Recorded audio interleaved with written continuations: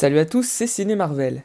Mon dernier focus était consacré aux vautours, et aujourd'hui, je vais vous parler d'Hydro-Man. Maurice Bench, alias Hydro-Man, est un super vilain évoluant dans l'univers Marvel de la maison d'édition Marvel Comics. Créé par le scénariste Dennis O'Neil et le dessinateur John Romita Jr., le personnage de fiction apparaît pour la première fois dans le comic book The Amazing Spider-Man numéro 212 en janvier 1981.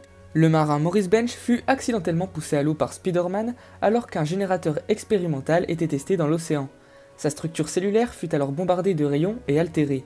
Sauvé, il constata que son corps générait de l'eau en permanence et qu'il pouvait totalement se convertir en eau. Se faisant surnommer Hydro-Man, il rencontra un jour Spider-Man et fut vaincu par ce dernier, qui réussit à le faire s'évaporer en dispersant sa forme liquide sous le soleil brûlant de New York. Quelques semaines plus tard, Bench parvint à se reconstituer sur le toit d'un immeuble. Il retourna dans son pub préféré pour s'apercevoir que son ami Sadie était courtisé par William Baker, alias l'Homme Sable. Les deux criminels commencèrent alors à se battre, mais finirent par s'allier contre leur ennemi commun, Spider-Man.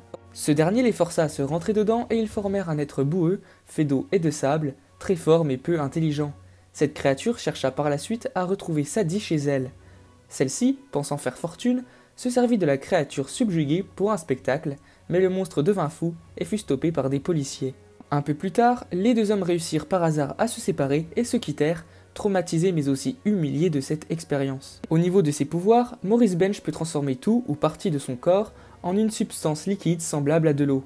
Sous cette forme, il peut contrôler mentalement chaque goutte qu'il constitue. Étant liquide, il est capable de s'infiltrer sous les portes ou dans des tuyaux. Il peut également se mélanger ou absorber de l'eau ordinaire déjà existante dans son environnement.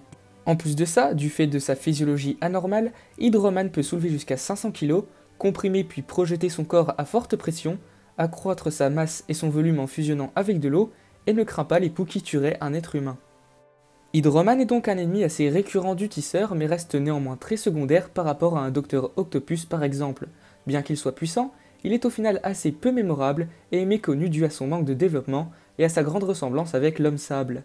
C'est donc loin d'être le vilain auquel on pense quand on parle de Spider-Man. Néanmoins, il apparaît sur grand écran dans le film Spider-Man Far From Home, réalisé par John Watts et qui fait partie du Marvel Cinematic Universe.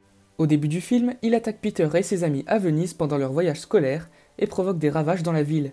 Quentin Beck, alias Mysterio, arrive ensuite sur les lieux, combat la créature et parvint à les détruire alors que Peter tente de l'aider.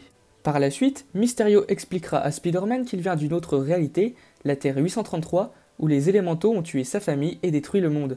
Hydro-Man serait alors l'élémental d'eau parmi les 4 qui existent. Mais il s'avère en réalité que les élémentaux n'étaient que des illusions de Quentin Beck, créées à partir de drones projecteurs d'hologrammes high-tech. Ces derniers ont donc simulé les attaques des créatures, la menace du multiverse n'étant qu'un scénario de fiction.